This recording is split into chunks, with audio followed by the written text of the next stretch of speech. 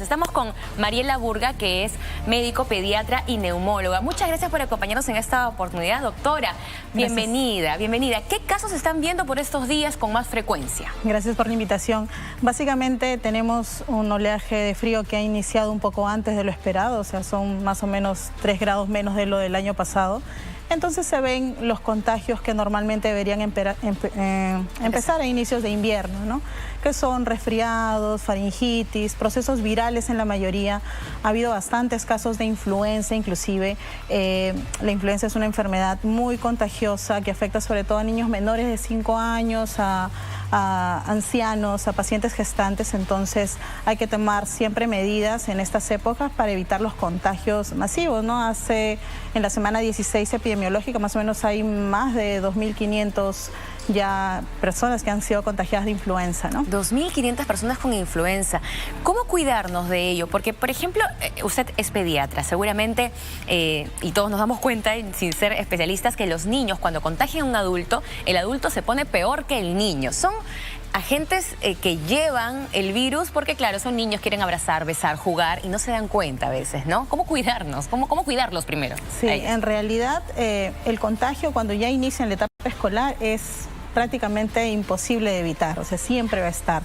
Pero siempre tenemos el paradigma de que el frío enferma. Entonces es importante saber que el frío, a pesar de que es un irritante físico y que puede causar irritación pasajera de las vías respiratorias, no tenemos que tenerle miedo, tenemos que ventilar los espacios. El peor enemigo de estas temporadas es dejar los espacios cerrados. Es ahí cuando uno se enferma más, se infecta más, contagia al resto de la familia. Más aún si existe un pequeño que esté enfermo en casa, ventilar los ambientes. La humedad baja también cuando circula el aire dentro del hogar. Entonces es muy importante saber que el frío directamente no va a enfermarnos, pero que puede hacer que todos nos abriguemos en la casa y eso hacer que todo el mundo se contagie. Importante ese detalle. Entonces, cuartos, habitaciones, todo ventilado. Ahora, ¿cómo llevar, cómo ayudar al pequeño cuando empieza con los síntomas, ¿no? De repente, ¿hasta qué punto se puede tolerar la fiebre en los niños? Generalmente la mayoría de procesos, más del 90% o casi el 90% van a ser procesos virales, es decir, que pueden ser manejados inicialmente por los padres.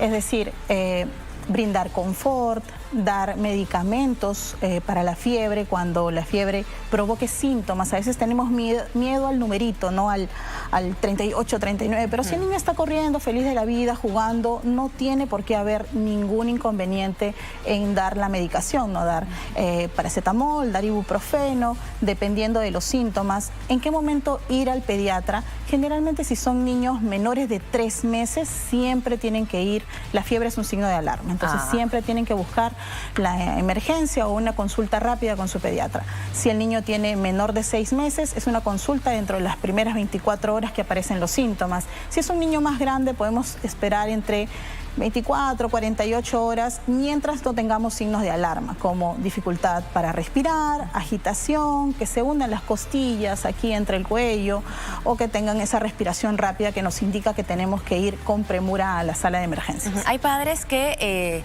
optan por meterlos a la ducha, agua fría para que le baje la fiebre. ¿Es efectivo? Es un mito porque nosotros tenemos un sistema que regula la temperatura, entonces pensamos que ponerle frío va a enfriar más rápido, pero no, el cerebro reacciona subiendo la temperatura aún más. Caramba. Entonces la idea es, lo primero que tendremos que hacer, tal vez si hablamos solo de fiebres, sacar un poco la ropa, tenerlos menos abrigados, darles una ducha, es muy reconfortante, generalmente una ducha de agua tibia se recomienda. Es lo que se hace en sala de emergencias, más o menos 15, 20 minutos bajo la ducha, luego su medicamento y luego actividades tranquilas. Y mucha hidratación, porque la fiebre significa que perdemos más líquidos, entonces la hidratación es básica con eso, ¿no? Ahora, cuando un niño que de repente ha sido diagnosticado con una enfermedad viral, transmite o bacterial, no sé, cualquiera de los dos. Las dos pueden ser transmisibles a los adultos, es decir, si es viral, definitivamente papá o la mamá también tiene viral. Si es bacteriana, lo mismo, ¿va a ser la misma enfermedad o puede ir variando, mutando de repente si es adulto? Cuando hablamos de contagios, La mayoría, como lo vuelvo a repetir, son virales.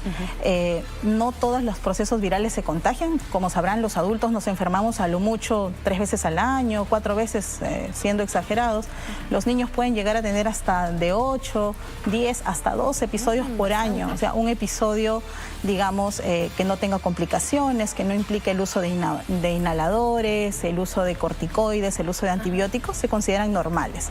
Ahora, es muy importante el hecho del contagio, ¿no? Por ejemplo, la influenza contagia mucho más que un resfriado común. Es decir, si todos están enfermos en casa, siempre pensar en que pueda ser influenza o pueda ser COVID, tal vez. En cambio, si es un resfrío, probablemente solamente sea el niño o el adulto mayor que sufran los estragos del resfrío, ¿no? Doctora, tenemos preguntas también del público, porque le hemos pedido hace unos instantes que nos envíen algunas dudas que puedan tener de repente en la casa sobre cómo cuidarnos, cómo cuidar sobre todo a nuestros pequeños. A ver, tenemos las preguntas que van a aparecer a continuación. Nos dicen, ¿qué hacer en caso de un estornudo excesivo, además del dolor de cabeza? ¿Ese es un síntoma ya de resfrío? Generalmente, si hay mucho dolor de cabeza, yo diría que más que un resfrío, poder pensar en algo como influenza o tal vez una sinusitis, porque el resfriado pasa más que nada con algo ligero, ¿no? Estornudos, mocos, congestión nasal, un poco de tos que va a ir disminuyendo conforme pasen los días. Es decir, yo no tengo por qué en el día cuarto o quinto sentirme peor que el primer día, ¿no? Eso es un signo de que algo no está yendo bien dentro del resfriado, porque como cualquier resfriado, los síntomas pueden complicarse, ¿no? Las enfermedades se pueden complicar en el camino.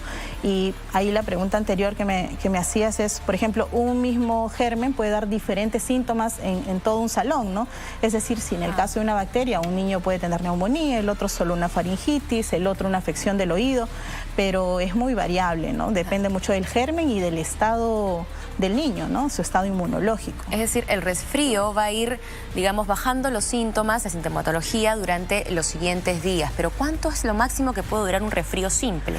En realidad, dependiendo del virus, porque tenemos más de 300 virus, así que los síntomas van a ser muy variables, pero normalmente se espera que los síntomas no pasen más allá de las 2 semanas, a lo mucho 3 semanas, ¿no? Pero no debería haber tos por ningún motivo más de 4 semanas, ni mocos más de 3, 4 semanas. Ahora, ¿qué pasa, como usted decía, cuando pasan los días y de pronto tenemos síntomas más fuertes? Usted atiende no solamente a niños, sino también a adolescentes y jóvenes. De repente los padres dicen, bueno, hay que darle un antibiótico, porque eso se puede curar rápidamente. Sí. ¿Qué se recomienda exactamente? Se recomienda ahí sí visitar al médico, ¿no? O sea, si uno haciendo las cosas muy básicas como son analgésicos, antihistamínicos, en algunos casos si la congestión es muy intensa, medidas físicas, hidratación no mejora, hay que visitar al médico. Yo sé que no es una práctica que se haga mucho, pero al visitar al médico podemos despejar todas las dudas que tenemos y sobre todo evitar la automedicación con antibióticos y corticoides, ¿no? Los corticoides pueden hacer que las enfermedades virales sean más intensas y los antibióticos van a traernos consecuencias a largo plazo. ¿Cómo cuáles, por ejemplo? Por ejemplo, en nuestros intestinos tenemos unos seres muy chiquititos que se llaman microbiota intestinal, ¿no? La destruimos por completo, haciendo que en el futuro nos enfermemos más y tengamos otro tipo de enfermedades. Las defensas bajan, Claro, las defensas también bajan. Ahora, si los virus no van a morir los virus no mueren por antibióticos, así que tampoco estamos haciendo mucho por ello, ¿no? El antibiótico es para la bacteria. El antibiótico siempre es para las bacterias y hay que estar seguros, ¿no? Porque es un pequeño porcentaje que va a necesitar antibióticos. Claro. Y eso entonces hay que tenerlo en cuenta, ¿no? Porque si es viral, entonces ¿para qué me tomo un antibiótico? Para primero ir al médico, cosa que a veces se complica, ¿no? Porque es tiempo, pero sobre todo es dinero para muchas personas que de repente no tienen un seguro. Tenemos otra pregunta, doctora, y dice, por ejemplo, ¿es verdad que tomar agua de kion con miel es bueno para subir las defensas y prevenir las enfermedades respiratorias? Kion con miel, ¿qué le parece, doctora? La miel, remedio casero. Sí. El kion no tiene muchos estudios científicos, pero yo diría siempre lo que le digo, sobre todo hablando de niños, porque hay que tener mucho con la administración de cosas naturales a niños. Si es que no le hace daño, no hay por qué estresarnos, pero no hay estudios, por ejemplo, que la miel prevenga infecciones respiratorias, pero la miel sí es una buena vía para desinflamar en los primeros días 2 a 3 días, no excederse, nunca en menores de 1 año, lo ideal es en mayores de 2 porque es azúcar, para desinflamar, ¿no? Ayuda a mejorar la tos nocturna, ayuda a disminuir los síntomas y las molestias durante la noche, así que no está del todo loco el consejo, pero yo diría que sí solamente durante los primeros 2 a 3 días y no previene nada, simplemente mejora los síntomas iniciales. Ayuda a desinflamar, digamos. Sí, ayuda a desinflamar y a tener un resfrío un poco más llevadero, ¿no? Ajá. Otras personas, por ejemplo, alguna vez me recomendaron, ¿tú estás mal de los bronquios? Sí, estoy mal de los bronquios. Ponte la mitad de una cebolla al costado de tu cama ahí en el velador y ahí va a absorber todo el virus o bacterias que tengas. ¿Es verdad eso o no? No tiene estudios científicos, pero hay muchísima gente que... O sea, tiene estudios científicos que lo avalen, porque sí lo han estudiado, ¿no? Claro. Entonces, hay muchos médicos conocidos que dicen, ¿no?, que si no hace efecto en el cuerpo, hace efecto en el cerebro. Entonces, a veces, claro, a veces cuando uno cree tanto en algo, puede surtir efecto. Y como digo, la cebolla en algunos niños no les puede pasar nada, pero hay gente que se irrita con el olor, ¿no? Entonces, si no les pasa nada, pero definitivamente no tiene evidencia científica. Muy bien, y ahora, ¿qué tipos de enfermedades estamos viendo respiratorias por estos días? Además de la influenza, doctora, que usted decía que ya tenía como 2.000 casos, más de 2.000 casos por estos días. ¿Qué otras enfermedades se ven de repente en las vías respiratorias, pero yendo más profundo? Faringitis, laringitis, neumonía de repente. Neumonías. Sí, es temporada empiezan las bronquiolitis. Las que siempre más preocupan son los niños menores de 5 años y generalmente se afectan por bronquiolitis y neumonías. Las bronquiolitis generalmente se le considera como el primer episodio de obstrucción respiratoria, de obstrucción bronquial en niños y sobre todo suele afectar a los prematuros y a los bebés muy chiquitos. Entonces ahí siempre la recomendación de no visitar a recién nacidos, no exponerlos innecesariamente a lugares muy abiertos o muy concurridos. No quiere decir que no salgan de casa. Un bebito recién nacido puede salir, pero debe cuidarse mucho. La mamá debe haberse vacunado durante la gestación para evitar algunas enfermedades como coqueluche, como influenza. No tenemos vacuna para virus respiratorio sincitial, que es el mayor causante de bronquiolitis aquí en Perú, pero ya hay en otras partes. Esperemos que pronto llegue porque es una disminución de más del 80% de casos y de hospitalizaciones, así que es un arma muy poderosa. ¿Y el primer síntoma de la bronquiolitis cuál es? Es sumamente rápido, son niños que respiran rápido, empiezan con aleteo en la naricita, en las alas, se abren las naricitas como que les faltara aire y quisiera que el aire entre por donde sea, y empiezan a hundirse las costillitas, ¿no? Y tos. Tos con flemitas, un rugidito se escucha de repente. Sí, un ronquido y una tos muy exigente, ¿no? Que generalmente suele requerir a veces hospitalizaciones en la minoría de casos, ¿no? Vamos con otra pregunta de nuestro público. Gracias por enviarnos todas sus dudas, porque justamente estamos aquí para poder absolverlas con la doctora Burga. Una consulta ¿qué hacer, dice, cuando una niña está con fiebre mayor a 39 y no puede tomar nada porque es alérgica al paracetamol, al Panadol y a las penicilinas, doctora? Bueno, ahí solamente es alérgica al acetaminofén, que es el paracetamol. No hay por qué dar antibiótico, penicilina es un antibiótico. Si la fiebre es muy alta, pues medios físicos. En todas partes del mundo lo primero que se hace son medios físicos. Baños prolongados, 15-20 minutos, y ahí le queda la opción del ibuprofeno, que es una buena opción, ¿no?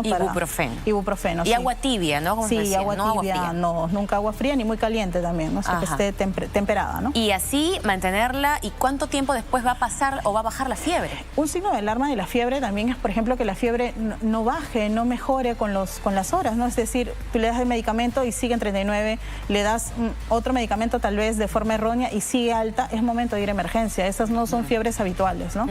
La fiebre normalmente responde rápido, ¿no? Uno da la medicación y más o menos una hora después suele bajar la temperatura de a pocos, ¿no? Ahora, cuando hay infección, ¿siempre tiene que haber fiebre o puede haber una infección y no hago fiebre? Puede haber infecciones y no haber fiebre. Normalmente pasa en ancianos, pasa en bebitos, en muy chiquititos y en niños que tengan alguna condición que comprometa su sistema inmunológico, cáncer, enfermedades crónicas, ¿no? Neumonía, por ejemplo, en adultos mayores, ¿no? Allí no les da fiebre. No, y hay niños también que no hacen fiebre y inclusive unos... porque los ve respirando un poco más rápido, saca una imagen y encuentra la neumonía, ¿no? Nos hablaba ahora de la bronquiolitis y de los primeros síntomas. Ahora, vamos un poquito más allá. ¿Cómo saber si es neumonía? De repente tiene un síntoma específico la neumonía o un síntoma específico del asma. De repente el niño nunca ha sido diagnosticado con asma y de pronto tiene algunos síntomas. ¿Cómo diferenciamos Hablando de neumonía, yo diría que la tríada característica es tos, dificultad respiratoria y fiebre. Es decir, tos exigente, respiración rápida y fiebre. Fiebre que no baje, esa tríada siempre hay que sospechar neumonía. Y en cuanto a asma, hace años había un estudio de Cayetano que nos decía que más o menos 1 de cada 5 niños tenía algún proceso bronquial como asma o como una hiperreactividad bronquial, pero actualmente se conoce que ya las cifras están llegando a 1 cada 3, o sea, son bastantes niños que hacen procesos bronquiales donde el bronquio se cierra, hace broncoespasmo y por consecuencia terminan usando inhaladores y corticoides, ¿no? Es mucha la... ¿Y cuál es la sospecha, diría, del padre? Si tu niño está usando muchas veces salbutamol, si está usando muchas veces clenbuterol en jarabe o está usando muchas veces corticoides como prednisona, dexametasona y otros tipos de corticoides, pues altamente probable que pueda tener asma, ¿no? Bueno, muy bien, doctora. Muchas gracias por acompañarnos. Es la doctora Mariela Burga, pediatra y neumóloga, que ha estado con nosotros. Y ya saben, a abrir las ventanas. ¿No es cierto eso que que el frío ocasiona las enfermedades? No exactamente. Hay que abrir las ventanas. De repente tiene mucho frío. Cuando salga de la casa, ventilamos los ambientes y así hacemos que el virus o las bacterias se vayan. Muchas gracias, doctora. Vamos a continuar con más información aquí en Latina.